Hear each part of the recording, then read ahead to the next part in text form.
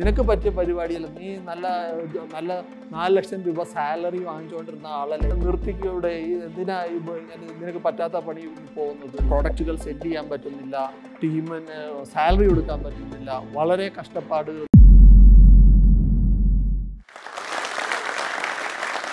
നിങ്ങൾക്കറിയോ, income tax 3 കൊല്ലം കറക്റ്റായിട്ട് file ചെയ്ത് കഴിഞ്ഞാൽ ബാങ്കുകൾ വീട്ടിൽ വന്ന് ലോൺ തരും.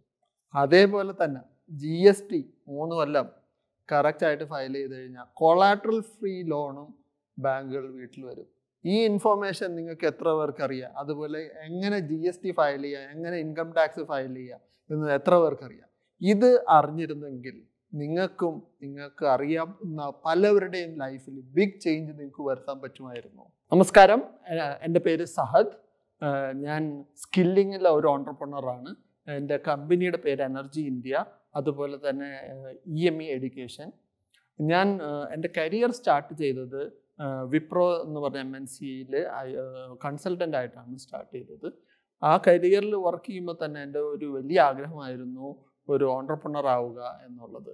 അപ്പോൾ ഓൺട്രപ്രണർ എന്ന് പറഞ്ഞ് ആവാനുള്ള കാരണം എന്താണെന്ന് വെച്ചാൽ, ഓൺട്രപ്രണേഴ്സിന് വലിയ കാര്യങ്ങൾ ചെയ്യാനും കൂടുതൽ ആൾക്കാരുടെ ലൈഫിൽ ഇമ്പാക്റ്റ് ചെയ്യുന്ന കാര്യങ്ങൾ ചെയ്യാനും പലർക്ക് ജോലി കൊടുക്കാനും ഒക്കെ ചെയ്യാൻ പറ്റുന്നത് ഞാൻ എൻ്റെ ചെറുപ്പം മുതൽ കണ്ടിട്ടുണ്ട്. കാരണം എൻ്റെ ഫാമിലി തന്നെ ഒരു ബിസിനസ് ഫാമിലി ആയിരുന്നു. അപ്പോൾ ഒരു 30 വയസ്സാവുമ്പോൾ എന്തായാലും ബിസിനസ്സിൽ എത്തി ഒരു ഓൺട്രപ്രണർ ആകണം എന്നുള്ളത് ഞാൻ നിശ്ചയിച്ച് തന്നെയാണ് എൻ്റെ കരിയർ സ്റ്റാർട്ട് ചെയ്തത്. ഈ കാര്യം ഞാൻ എൻ്റെ വൈഫിനോടും പറഞ്ഞിട്ടുണ്ടായിരുന്നു. അപ്പോൾ 30 വയസ്സായപ്പോൾ ഓട്ടോമാറ്റിക്കലി ഒരു മേഖല തിരഞ്ഞെടുക്കണമായിരുന്നു. അന്ന് ഞാൻ മനസ്സിലാക്കിയ ഒരു കാര്യം, നമ്മൾ സ്കില്ലിംഗ് മേഖലയാണ് തിരഞ്ഞെടുക്കുന്നതെങ്കിൽ നമുക്ക് ആ മേഖലയിൽ നമുക്ക് നമ്മുടെ കസ്റ്റമേഴ്സിനോ നമ്മളായിട്ട് ഇൻവോൾവ് ചെയ്യുന്ന ആൾക്കാർക്ക് വലിയൊരു ഇമ്പാക്റ്റ് അവരുടെ ലൈഫിൽ കൊണ്ടുവരാൻ പറ്റും. കാര്യം ഇന്ന് നമുക്ക് നോക്കിക്കഴിഞ്ഞാൽ ലോകത്തിൽ ഹൈ പെയ്ഡ് ആയിട്ടുള്ള ആൾക്കാർക്ക് സാലറി, അതുപോലെ ജോബ് പൊസിഷൻസും എല്ലാം കിട്ടുന്നതിന് കാരണം അവരുടെ സ്കില്ലുകളാണ്. അപ്പോൾ ഈ സ്കില്ലുകൾ ഇന്നത്തെ ലോകത്തിന് വേണ്ട ടെക്നോളജി, അതുപോലെ സോഫ്റ്റ് സ്കിൽസുകൾ കൊടുക്കാൻ പറ്റിക്കഴിഞ്ഞാൽ പലവരുടെയും ജീവിതത്തിൽ വലിയ ഇമ്പാക്റ്റ് വരുത്താൻ പറ്റുമെന്നുള്ളത് എനിക്ക് അറിയാമായിരുന്നു. അങ്ങനെ ആ ഫീൽഡിൽ ബിസിനസ് സ്റ്റാർട്ട് ചെയ്യാൻ ആയിട്ട് ഞാൻ വിപ്രോയിലെ രാജിവെച്ച് എൻ്റെ ഫസ്റ്റ് കമ്പനി സ്റ്റാർട്ട് ചെയ്തു. EME എന്ന് പറഞ്ഞ കമ്പനി സ്റ്റാർട്ട് ചെയ്തത് ഇവിടെ എറണാകുളത്താണ് സ്റ്റാർട്ട് ചെയ്തത്. ആദ്യം സ്റ്റാർട്ട് ചെയ്തപ്പോൾ ഞങ്ങൾ ഒരു MNC കമ്പനിയുടെ എന്താണ് സ്കില്ലിംഗ് പ്രോഡക്റ്റ് റീസെല് ചെയ്താണ് സ്റ്റാർട്ട് ചെയ്തത്. അപ്പോൾ ഫസ്റ്റ് ലോൺ എടുത്തു, അതുപോലെ തന്നെ എന്താണ് പാരൻസിൻ്റെ നിന്നും അതുപോലെ എൻ്റെ തന്നെ ഇൻവെസ്റ്റ്മെൻറ്റും യൂസ് ചെയ്ത് ആണ് ആ ബിസിനസ് സ്റ്റാർട്ട് ചെയ്തത്. നമ്മൾ സ്റ്റാർട്ടിങ്ങിൽ കുറച്ച് എംപ്ലോയീസ് ഉണ്ടായിരുന്നു. ആ എംപ്ലോയീസിനെ വെച്ച് നമ്മൾ സ്റ്റാർട്ട് ചെയ്തു. ബിസിനസ് തുടങ്ങിക്കഴിഞ്ഞപ്പോഴാണ് നമുക്ക് മനസ്സിലായത് ബിസിനസ് എന്ന് പറഞ്ഞത് ജോലി പോലെ അല്ല, വളരെ ടഫായിട്ടുള്ളൊരു ഗെയിമാണ്. ഏറ്റവും ഇമ്പോർട്ടൻ്റ് കാര്യം നമുക്ക് മനസ്സിലാവുന്നത്, എല്ലാ മാസവും സാലറി സ്റ്റാഫിന് കൊടുക്കണം. നമ്മളൊരു 10 കൊല്ലം നമുക്ക് സാലറി കിട്ടിക്കൊണ്ടിരുന്നതിൽ നിന്ന് ടോട്ടലി ഡിഫറെൻ്റ് ആയിട്ട് എല്ലാ മാസവും 30-ാം തീയതി ആകുമ്പോഴേക്കും നമ്മൾ സാലറി കൊടുക്കുന്നത്. That is the first tension you get. രണ്ടാമത്തത്, നമ്മൾ വാങ്ങിച്ചു വെച്ചേക്കുന്ന പ്രൊഡക്റ്റുകൾ അത് സെല്ല് ചെയ്യുക. അതിനെക്കാട്ടി ഏറ്റവും ഇമ്പോർട്ടൻ്റ്, ഈ പ്രോഡക്റ്റുകൾക്കെല്ലാം ഒരു എക്സ്പയറി ഡേറ്റ് ഉണ്ട്. ഈ എക്സ്പയറി ഡേറ്റിന് മുന്നേ ഇത് പ്രോഡക്റ്റുകൾ സെല്ല് ചെയ്തില്ലെങ്കിൽ നമുക്ക് വരുന്ന ഇത് വലിയ നഷ്ടമായിരിക്കും. ഈ വലിയ നഷ്ടം നമ്മൾ മീറ്റ് ചെയ്യാൻ വേറെ ഒരു ഉപാധിയുമില്ല. ഈ പ്രോഡക്റ്റുകളെല്ലാം വിൽക്കുക തന്നെ ചെയ്യണം. അപ്പോൾ ഇങ്ങനെ ഒരു സിനാരിയോ വന്നു കഴിഞ്ഞപ്പോഴേക്കും നമുക്ക് പ്രോഡക്റ്റുകൾ സെല്ല് ചെയ്യാൻ പറ്റുന്നില്ല, ടീമിന് സാലറി കൊടുക്കാൻ പറ്റുന്നില്ല, വളരെ കഷ്ടപ്പാടുകളിലോട് പോവുകയായിരുന്നു. ആദ്യത്തെ 3 കൊല്ലം വലിയ സ്ട്രഗിളായിരുന്നു. പ്രത്യേകിച്ച് ഞാൻ ഓർക്കുന്നു, ബാങ്കിൽ നമ്മൾ വെൻഡേഴ്സിന് കൊടുക്കാൻ ചെക്ക് കൊടുത്തിട്ടുണ്ടാവും. ആ ചെക്ക് വരുമ്പോഴായിരിക്കും നമ്മളുടെ അക്കൗണ്ടിൽ ക്യാഷ് ഇല്ല എന്ന് പറഞ്ഞ് ബാങ്കിൽ മാനേജർ വിളിക്കുമ്പോൾ അപ്പോൾ നമ്മൾ ആ ഫണ്ട് അറേഞ്ച് ചെയ്യാൻ വേണ്ടിയുള്ള ടെൻഷൻ, അതുപോലെ 30th എംപ്ലോയീസിന് സാലറി കൊടുക്കാൻ പറ്റാത്ത ടെൻഷൻ, ഇങ്ങനെ പല ടെൻഷനുകൾ ആയിരുന്നു ആദ്യത്തെ കാലങ്ങളിൽ ഉണ്ടായിരുന്നത്. പിന്നെ നമുക്ക് ബിസിനസ് ഡൗൺ ആയി തുടങ്ങി. നമ്മൾക്ക് MNC നമ്മളോട് പറഞ്ഞു ഇത് സെയിൽസ് ആർ നോട്ട് ഹാപ്പനിങ്, അപ്പോൾ നിങ്ങളുടെ പാർട്ട്ണർഷിപ്പ് ഇനി കണ്ടിന്യൂ ചെയ്യാൻ പറ്റത്തില്ല. അപ്പോൾ അങ്ങനെ ഒരു സിനാരിയോയിൽ ബിസിനസ് ഷട്ട് ഡൗൺ ചെയ്യേണ്ട സിനാരിയോയിലെത്തി.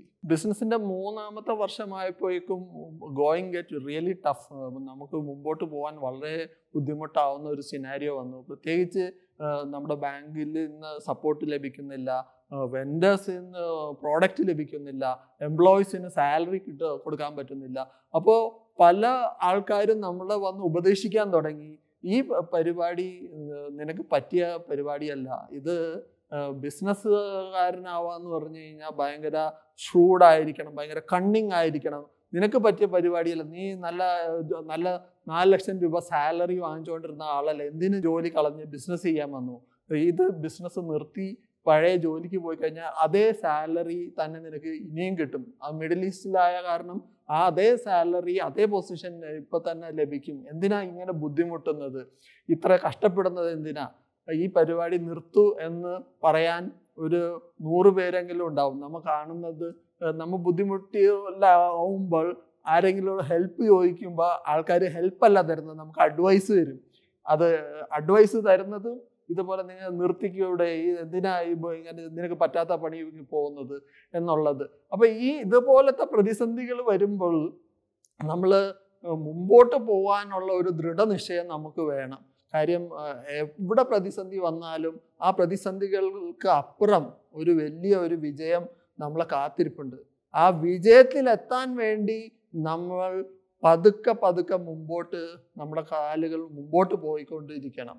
അല്ലെങ്കിൽ നമ്മൾ വീണു പോകും, നമ്മൾ നിർത്തി കഴിഞ്ഞു കഴിഞ്ഞാൽ നമ്മൾ ആരുമല്ലാതായി പോകും. അപ്പോൾ എനിക്ക് എപ്പോഴും ഒരു മോട്ടിവേഷൻ എന്താണെന്ന് പറഞ്ഞു കഴിഞ്ഞാൽ, സക്സസ് സ്റ്റോറീസ്, ജോഷ് ടോക്സിലെ സക്സസ് സ്റ്റോറീസുകൾ കേട്ടിട്ടുണ്ട്. അപ്പോൾ അതിൽ നിന്ന് എനിക്ക് മനസ്സിലായിട്ടുണ്ട്, നമ്മൾ എല്ലാ പ്രതിസന്ധിക്കും അപ്പുറത്ത് ഒരു സക്സസ് എന്നെ വെയിറ്റ് ചെയ്യുന്നുണ്ട്. ആ വെയിറ്റിംഗ് സ്വപ്നം കണ്ടുകൊണ്ട് ഞാൻ മുമ്പോട്ട് പോയി. അത് കാരണം തന്നെ ആ പ്രതിസന്ധികളിൽ തരണം ചെയ്യാനുള്ള മനക്കരുത്തും ശക്തിയും എല്ലാം എനിക്ക് കിട്ടുകയും എന്നെ സപ്പോർട്ട് ചെയ്യാൻ ഇഷ്ടം പോലെ ആൾക്കാർ മുമ്പോട്ട് വരികയും ചെയ്തു. ആ സമയത്ത് എനിക്ക് ഫുൾ ധൈര്യം തന്നത് എൻ്റെ ഒപ്പമുള്ള ക്ലോസ് ആയിട്ടുള്ള എംപ്ലോയീസും അതുപോലെ എൻ്റെ ഫാമിലിയുമായിരുന്നു. അവരുടെ സപ്പോർട്ടിൽ ഞാൻ തീരുമാനിച്ചു, ഇനി നമ്മൾ ഒരു പ്രാവശ്യം കൂടെ ഫുൾ സ്ട്രെങ്ത്തിൽ ട്രൈ ചെയ്യുമെന്ന്. പക്ഷേ ഈ തവണ നമ്മൾ സ്റ്റാർട്ട് ചെയ്തപ്പോൾ ഒരു ബിസിനസ് സ്ട്രാറ്റജിയിൽ മാറ്റം വരുത്തി. ക്യാഷ് ഫ്ലോ കുറച്ചും കൂടെ ഇമ്പോർട്ടൻസ് കൊടുത്ത് ചെയ്തു.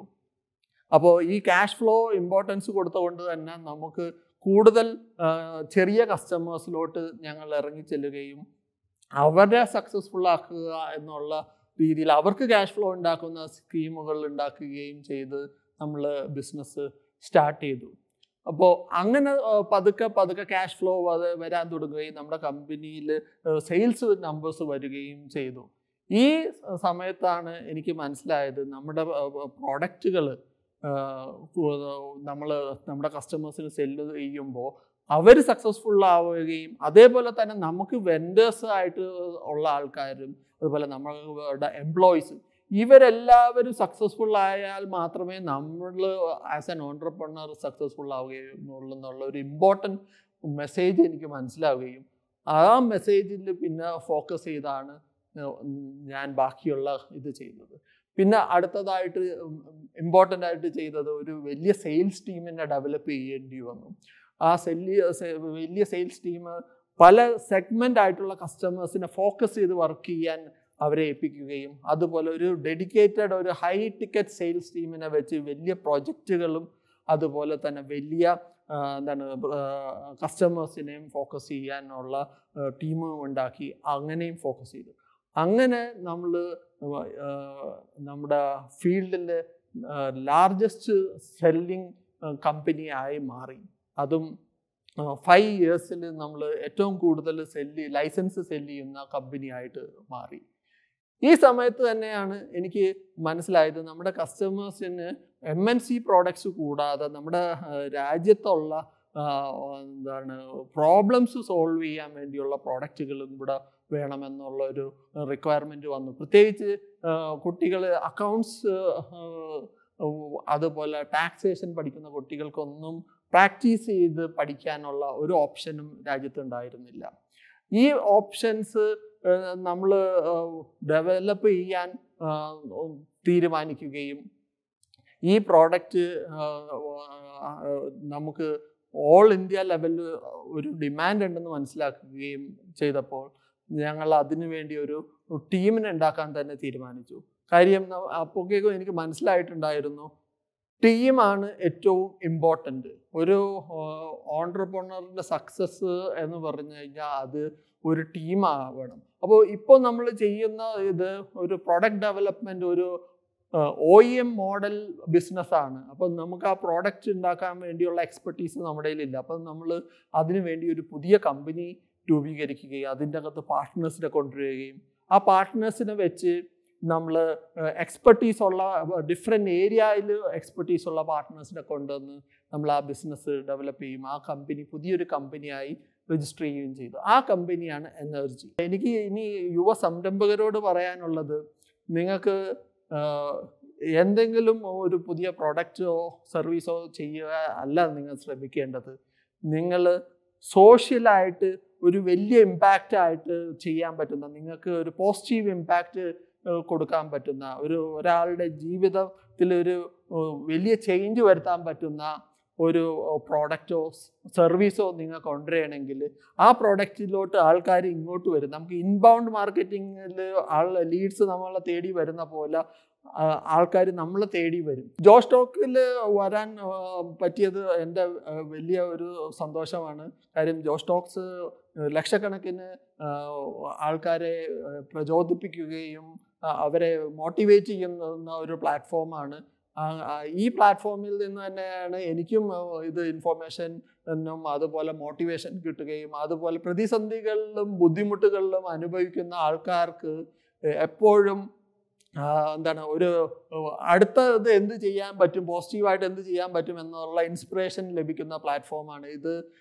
ഇന്ത്യ മൊത്തം ഉള്ള ഒരു പോസിറ്റീവ് മൂവ്മെൻ്റ് ആയ കാരണം തന്നെയാണ് ഞാനിത് കണ്ടുകൊണ്ടിരിക്കുന്നത്. ഈ ജോസ്റ്റോക്കിൽ എനിക്ക് വരാൻ പറ്റിയത് തന്നെ ഞാൻ അഭിമാനിക്കുന്നു. ഫ്ലുവൻ്റായി ഇംഗ്ലീഷ് സംസാരിച്ചുകൊണ്ട് അവസരങ്ങളുടെ പുതിയ ലോകം നിങ്ങൾക്ക് മുന്നിൽ തുറന്നു കാട്ടുകയാണ് ജോഷ് ടോക്സ്.